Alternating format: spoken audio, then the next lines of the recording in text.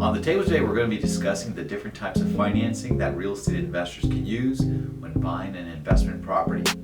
In this episode, I'm going to break down each type with examples and brief definitions of each financing options. First though, I'm going to answer some general questions you may have about financing for investors. Hi, I'm Victor Moss, real estate attorney, broker, and investor, but no one really cares. What they care about is that I'm a problem solver. So that's what I do for a living, is solve problems. I'm going to show you to find deals you never even knew existed. Deals are everywhere, but you got to get off your butt. One deal is all it takes to change your life. Victor freaking Moss, that's right. What might prevent an investor from receiving a loan? Well, you might have terrible credit. You may have no money whatsoever. You've never done a deal. So a lot of lenders may not want to lend you money, whether it's an institutional investor or a private investor, or even a hard money investor. So how do you resolve that? Easy. You start doing deals with partners. You borrow from private people and make them a partner. And you build a book of business so people can actually see, when you bought it with a settlement statement, when you sold it for a settlement statement. They want to lend you money to make sure you're a good risk. And if you want to start off tomorrow with no risk whatsoever and you've never done a deal, would you lend money to you? Of course you wouldn't. So that's a great way to do it. If you've got good credit, you have a JOB, you can show a track record, you'll have folks lend you money. But a lot of investors who start out have nothing going for them, and I'm talking to those guys where if you don't do something as a partner, you'll never get off the bench and actually do a deal because you want 100% of nothing. So 50% of a lot is better than 100% of nothing. So what is a good interest rate for any money lender to lend you money? Well, it depends. If you're going to go the private route, you might get away with 7 to 10%. Someone will lend you money.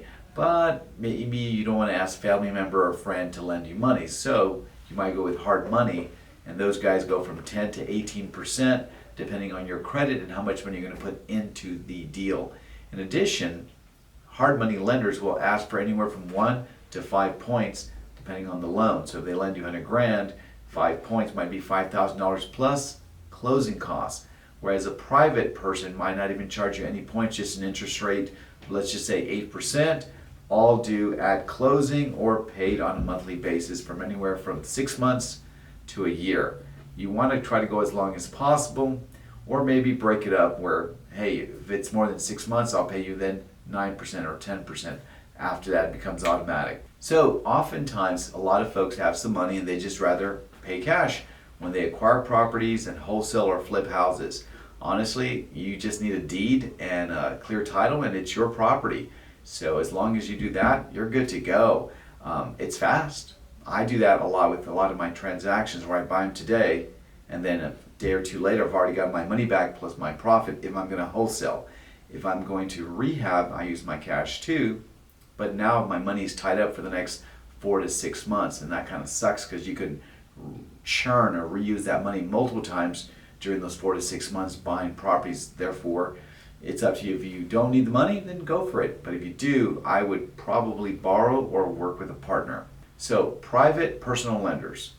This is the type of financing that's usually the best because it can be done fairly quickly.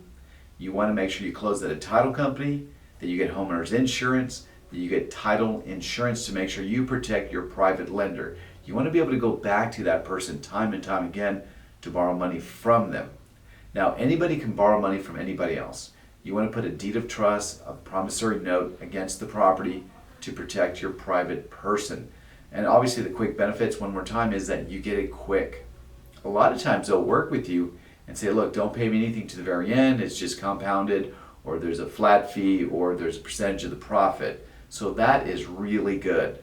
The con to doing private money is, what if you don't do what you're supposed to? What if you run into mold and some issues with the city? You never know. And so now you put your private people at risk. So I'm talking worst case scenario. I don't recommend you do private loans with family members or friends. Find someone that, the stuff hits the fan, you're not losing your family members because the deal went south. That's the worst part about this. Hard money loans are exactly like private money, except they cost more.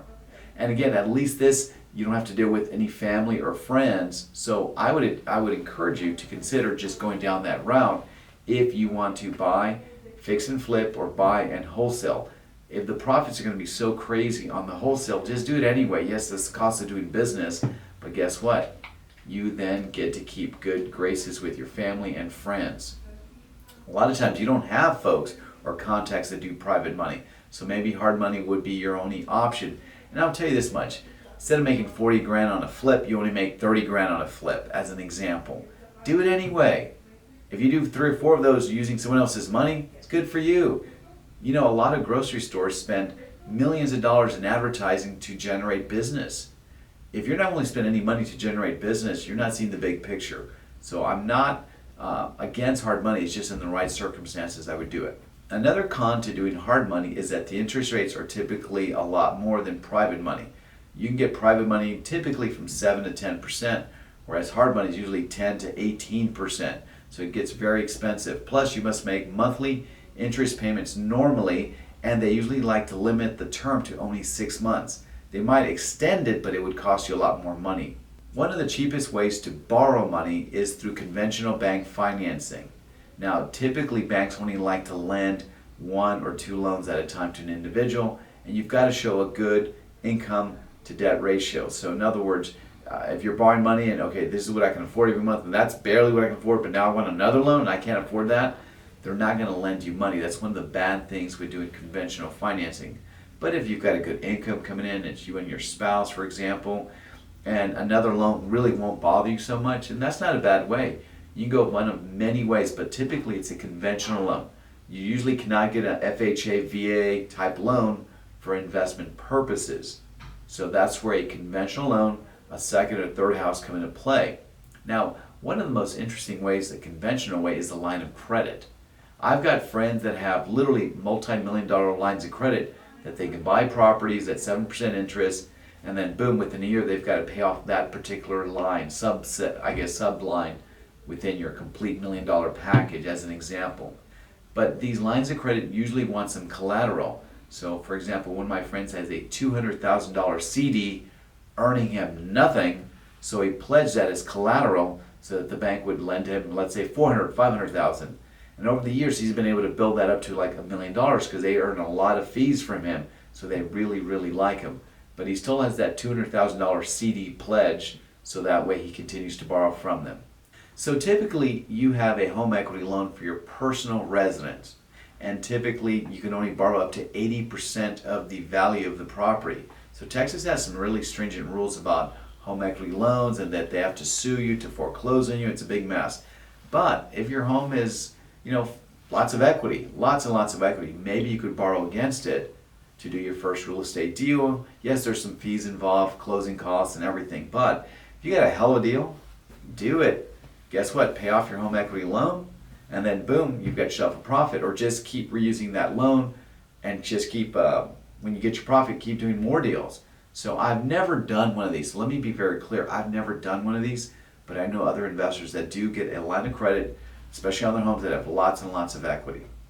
The con is, if you don't pay, they get to foreclose on your current residence, which would suck for you. So another amazing way to buy properties is through owner financing. So Mr. Seller has a property. He would love to sell it to you. You agree to buy it from him at a certain price. Well, guess what? You're borrowing basically the cost to buy the property from the seller. Now, why would they do this? Here's why. When they sell the property to you all cash, they're going to put that money in a bank account earning nothing.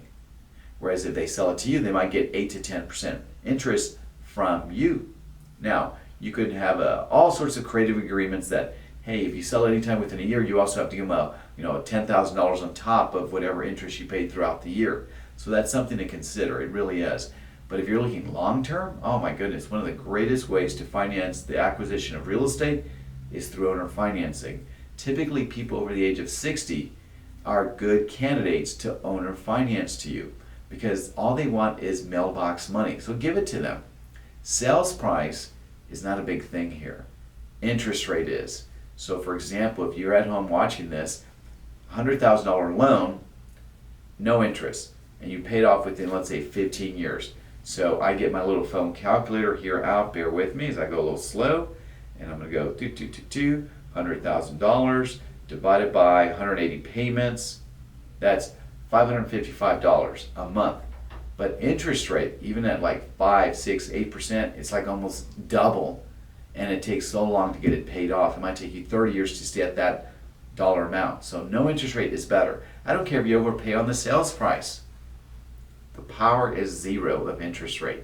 Trust me on this. So several years ago, when I first got started in this business, I found a guy who had lots and lots of money in the bank just burning his wallet, I guess, earning him nothing. So I said, hey, how about we do real estate transactions together? I'll pay you 20% of whatever I net. And he said, absolutely, let's do it. And so I made sure to protect him. I did a contract on several properties. I'd open up title at the title company. They'd run title, make sure everything was clean. They'd set it up for closing. He'd show up with a cashier's check for the acquisition costs and for the rehab costs. So if I borrowed, let's say 40 grand, and I bought it for 100, I would borrow 140 grand. Now, why would he do that deal with me? Because maybe it's worth, just for simple purposes, 200,000. So I'm all in at 140. Any extra costs I would cover. Any less costs, I just pocket the difference. So always overestimate than underestimate. And so he wouldn't charge me any points, and we did the closing.